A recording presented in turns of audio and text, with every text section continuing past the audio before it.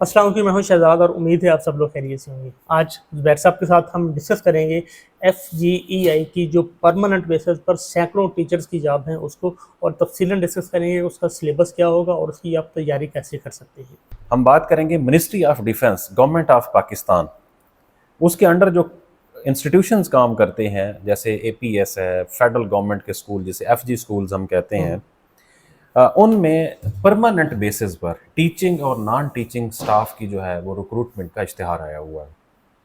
उसके ऊपर हम डिटेल में बात करेंगे। सारे के सारे इश्तिहार पे तो बात नहीं करेंगे क्योंकि बहुत लंबा इश्तिहार है। उनमें से हम दो ऐसी पोस्ट हैं जो टीचिंग स्टाफ की हैं और तीन ऐसी सीट्स हैं जो नॉन टीचिंग स्टाफ की हैं। तो हम सिर्फ इन्हीं पे बात करेंगे। वैसे ओवरऑल इस ऐड के अंदर बहुत कुछ मौजूद है। अगर आप इसको देखना चाहेंगे तो आप आजकल ये सर्कुलेट भी हो रहा है, तो आप देख सकते हैं। अब हम इन जो टीचिंग स्टाफ है सर, सबसे पहले हम उस पर बात करेंगे। Elementary school teacher BS14 male. Male, इसकी sir total number of post जो है वो 121 है। और दूसरा elementary school teacher female BS14, इनकी जो है सीट्स वो है 71।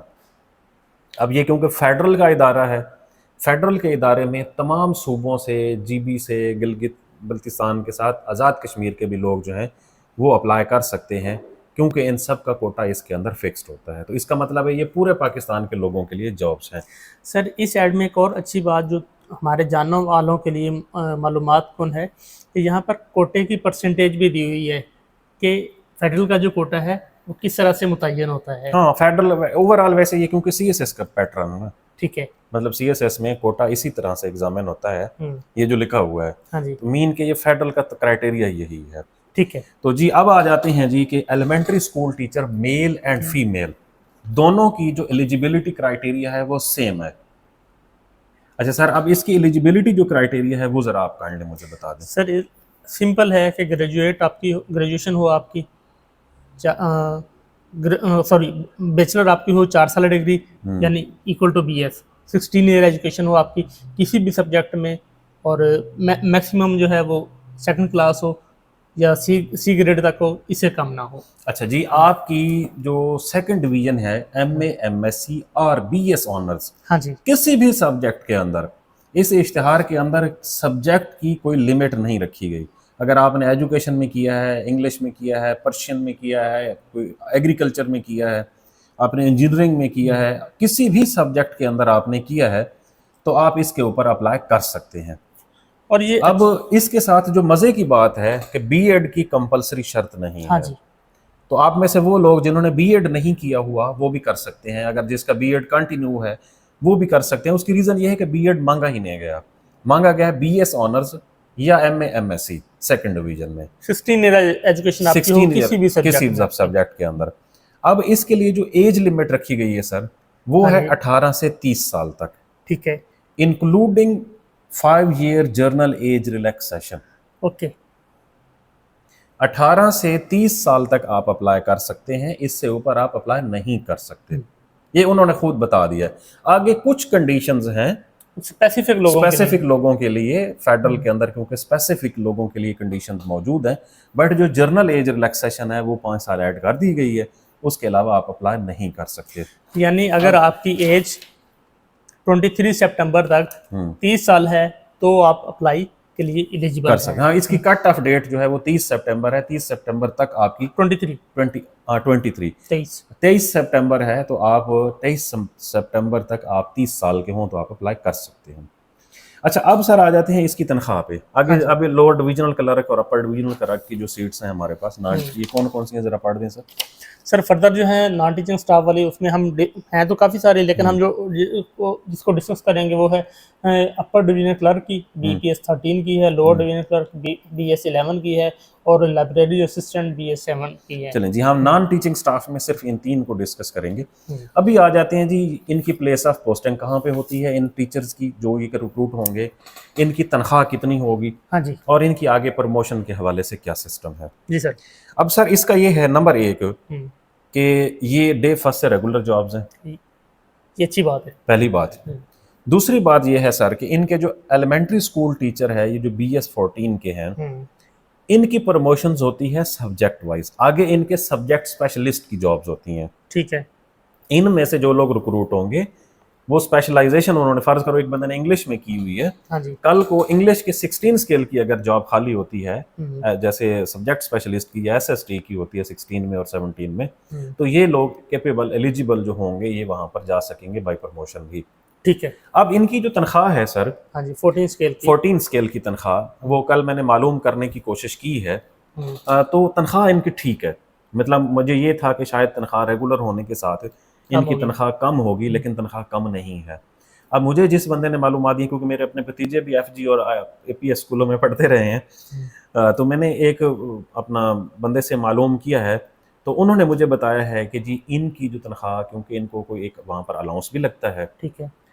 तो इनकी जो BS14 का बंदा है इसकी तनख्वाह कोई 65 से 70,000 के करीब होगी। ओके, तो क्या इसके अलावा इन लोगों को कोई रिहाइश वगैरह भी मिलती है? वो मैंने मालूम नहीं किया, मेरे ख्याल में इनके हॉस्टल्स हैं, ठीक है। और हॉस्टल्स में शायद रिहाइश हो, मुझे उसके बारे में मालूम नहीं तो है। क्या इनकी पोस्टिंग विद इन प्रोविंस हो जाती है? जी बिल्कुल हो जाती है। ओके, ये डर तो नहीं होता कि यहाँ का बंदा है उसको बाजोड़ भेज देंगे? नहीं नहीं, ऐसी बात नहीं है। हम्म, अच्छा, एक तो सर ये है कि ये क्योंकि कंटोनमेंट एरियाज, कैंट एरियाज के हाँ अंदर जी। स्कूल होते हैं, हाँ जी।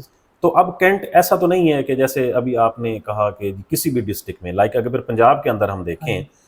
पंजाब में आप शोरकोट कैंट देखते हैं, हाँ जी। सरगोदा कैंट देखते खारियाँ हैं, है। खारियाँ देखते हैं, जेलम देखते हैं, ऊपर आ जाए तो गुजरांवाला देखते हैं, पिंडी है। ठीक है। हम्म, उसके बाद वहाँ वो पिंडी तो हेडक्वार्टर हो गया ना जी। मतलब कुछ लिमिटेड एरियाज हैं जहाँ पर कंटोनमेंट एरियाज हैं। ऐसे तो ही। ये कैंट के अंदर इंस्टीट्यूशंस बने हुए हैं, ये आम सारे शहरों के अंदर नहीं है। ऐसे ही। तो इसका मतलब क्या हुआ कि ये बिग सिटीज की जॉब है, हम्म, आप बड़े शहर के अंदर सर्व करेंगे, बड़े इंस्टीट्यूशन के अंदर सर्व करेंगे। ठीक है।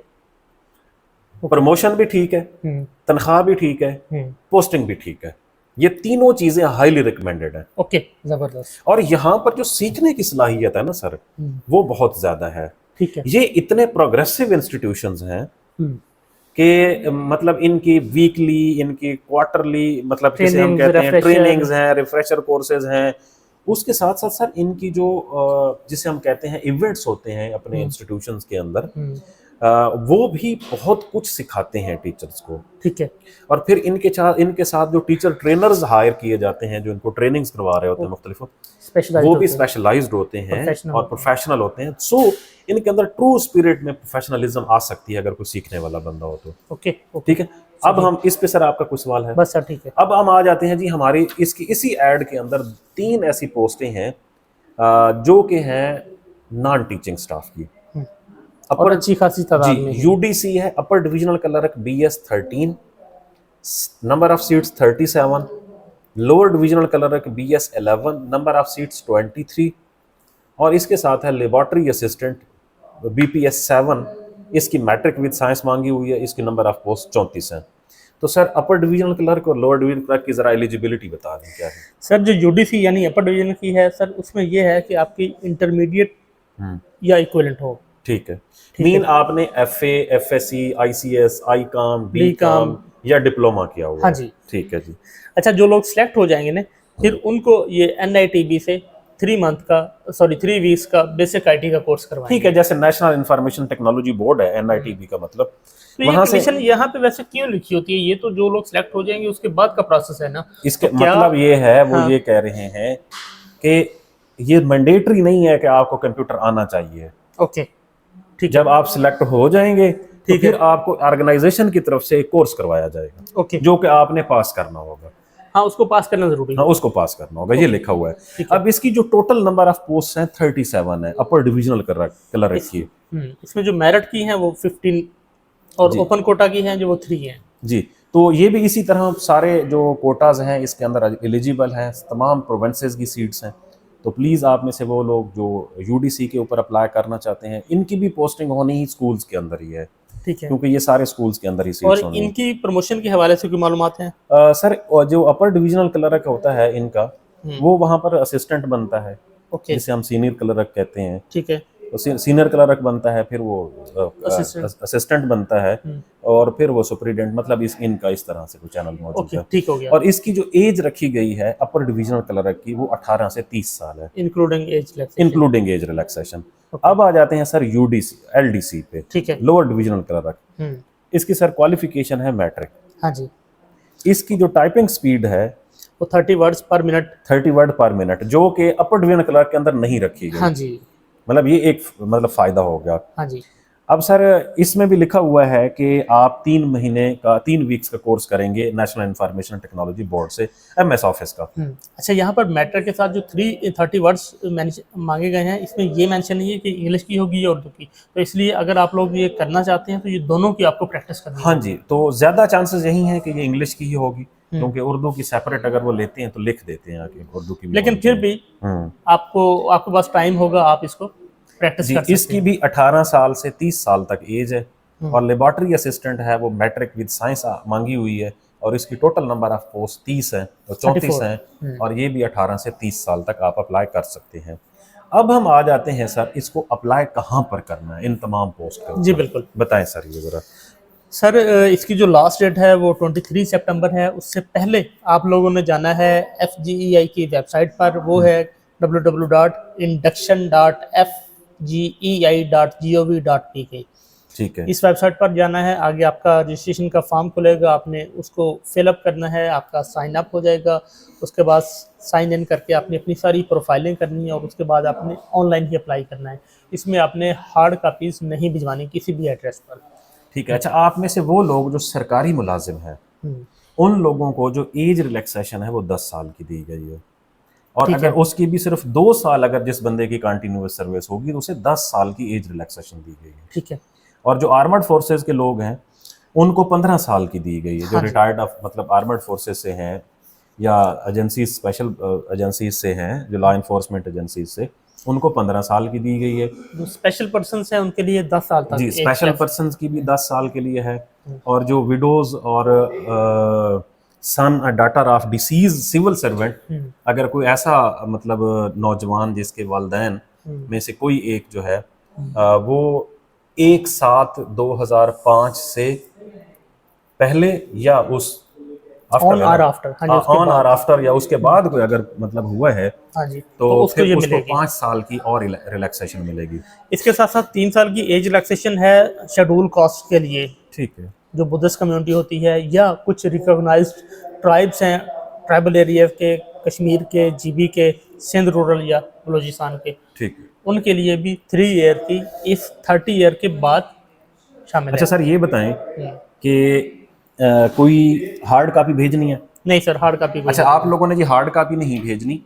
यहाँ पर लिखा हुआ है कि एलिजिबल कैंडिडेट्स का जो टेस्ट होगा वो पिशावर, रावलपिंडी, लाहौर, मुल्तान, कराची, क्वेटा, ये 4 ऐसे मतलब ये सेंटर्स हैं। अगेन मैं बता रहा हूँ, पिशावर, रावलपिंडी, लाहौर, मुल्तान, कराची एंड क्वेटा। यहाँ पर आप लोगों का क्या होगा, टेस्ट होगा, जो कि आप लोगों को रिटन टेस्ट के लिए बुलाया जाएगा। तो इसका मतलब ये है कि अब आ जाते हैं सर हम रिटन टेस्ट के ऊपर कि उसमें क्या आना है। बिल्कुल, ये अहम क्वेश्चन है ये। अच्छा जी, अब रिटन टेस्ट इसका है 100 नंबर का MCQs पेपर होगा। 100 नंबर के अंदर वो निकालें सर जो हमारे पास इसके डॉक्यूमेंट थे जी। 100 नंबर के MCQs पेपर के अंदर 20 नंबर की तो होगी सीधी सीधी पेडागोजी। ठीक है। ठीक है, जो कि मतलब हम आम रूटीन के अंदर देखते हैं कि pedagogy skill, mean teaching skill जो हैं, कैसे क्लासरूम को मैनेज करना है, टीचर्स ट्रेनिंग कैसे होती है, आपने बच्चों के साथ मतलब किस तरह से इंटरेक्ट करना है, इसे हम कहते हैं पेडागोजी स्किल, जो BEd में आप अक्सर पढ़ते होते हैं। 20 नंबर की वो आनी है। जर्नल साइंस, जिसमें basic physics, basic chemistry, basic अपना बायोलॉजी और ह्यूमन फिजियोलॉजी के हवाले से जो सवालात हैं वो 20 नंबर की आनी है कंटेंट वेटेज में। और इसी तरह से मैथ, जर्नल मैथ, मीन के इसमें बेसिक मैथ होगी, अरिथमेटिक, अलजबरा और जियोमेट्री और कोई सीरीज़ वगैरह होंगी, और एवरेज, रेशो, ये वाले क्वेश्चन 20 नंबर के आने हैं इसमें। अब इसका जो अगला हिस्सा है वो है पाकिस्तान स्टडीज़ का। 20 नंबर पाकिस्तान स्टडीज़ में से आने हैं और 20 नंबर इंग्लिश में से आने जी हैं। बिल्कुल। ये टोटल आपका पेपर है, MCQs बेस्ड पेपर आना है इन 5 हिस्सों में से। अगेन मैं बता रहा हूँ, 20 नंबर इंग्लिश के, आप इंग्लिश की बेसिक कोई कॉन्सेप्ट्स क्लियर कर लें, sentence correction, idioms, direct indirect, active voice, passive voice आएंगे। इसी तरह जो पाकिस्तान स्टडी है, एटलीस्ट आप 1857 से लेकर अब तक जितनी भी कोई एक अच्छी किताब पढ़ सकते हैं तो आपकी सारी की सारी चीज़ें क्लियर हो जाएंगी। जर्नल मैथ के अंदर अगेन पहले भी बता दिया है कि बेसिक अरिथमेटिक्स आएगी, जियोमेट्री, उसके बाद आपकी कोई रेशो, परसेंटेज, एवरेज, और उसके साथ साथ सीरीज़ वगैरह भी आ सकती हैं। उसके बाद है जनरल साइंस। जनरल साइंस के अंदर जैसे basic physics, chemistry and biology और ह्यूमन फिजियोलॉजी के हवाले से जो कि सवालात मुमकिन है वो आएंगे। और पेडागोजी में जो बीएड में पढ़ाया जाता है आपको, पेडागोजी स्किल्स, टीचिंग स्किल्स, उसमें से 20 नंबर का आना है। मैं सर आपकी बात को मज़ीद कंटिन्यू करूँगा। जिस तरह आपने इसको बताया कि 5 पोर्शन है 20-20 मार्क्स के, तो इसलिए बेहतर है कि आप 9-10 की बुक्स उठाएँ, पाक स्टडी की, मैथ की और फिज़िक्स, केमिस्ट्री, बायो की। वहाँ से आपके ये 3 पोर्शन जो साइंस से मुतल्लिक हैं और पाक स्टडी की, ये आपके बड़ी अच्छी तरह से तैयार हो जाएंगे। इंग्लिश के लिए जिस तरह आप रिकमेंड करते होते हैं कि टू दी पॉइंट या सनशाइन, कोई एक बुक उठा लें, वहाँ से आपकी इंग्लिश तैयार हो जाएगी। और पेडागोजी के लिए तो एक ही ऑप्शन है, बीएड की बुक्स। ये 4-5 बुक्स आप ले लें, आपकी बेहतरीन तैयारी हो जाएगी। या इसके अलावा भी ऑप्शन है। बाज़ औक़ात ऐसे होता है कि मार्केट के अंदर कोई गाइड अवेलेबल होता है, कोई हेड मास्टर गाइड है, कोई लेक्चरर कोई सब्जेक्ट स्पेशलिस्ट गाइड है। हाँ जी। अगर उसके अंदर ये सारी चीज़ें कवर होती हैं तो मेरे ख्याल में ये कर सकते हैं। और अगर आप सर कहेंगे तो हम मार्केट में देख के कोई अच्छी किताब अगली वीडियो में हम किताब भी रिकमेंड कर देंगे, ये भी अच्छा है। ठीक है जी, अगली वीडियो में इंशाल्लाह हम कोशिश करेंगे, 2 दिन के बाद हम दोबारा इसके ऊपर बात करेंगे।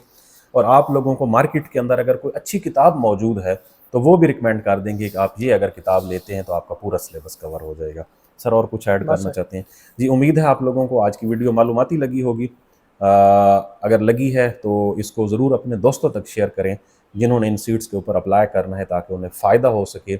बग़ैर टाइम ज़ाय किए प्लीज़ आप लोग जो फेडरल गवर्नमेंट इंस्टीट्यूशंस की जो वेबसाइट है, जैसे कि शहजाद साहब ने बताई थी कि induction.fgei.gov.pk, इसके ऊपर जाएं, फ़ौरन अपना लॉगिन क्रिएट करें, अप्लाई करें। ऑनलाइन ही अप्लाई होना है, कोई फ़ीस वगैरह भी नहीं रखी गई इसकी। तो जल्दी से इस बेटर अपॉर्चुनिटी जो है उसको अवेल करने के लिए अप्लाई करें और फिर बैठ जाएं। इसका इम्तिहान ज़्यादा देर बाद नहीं होता, बहुत जल्दी हो जाया करते हैं।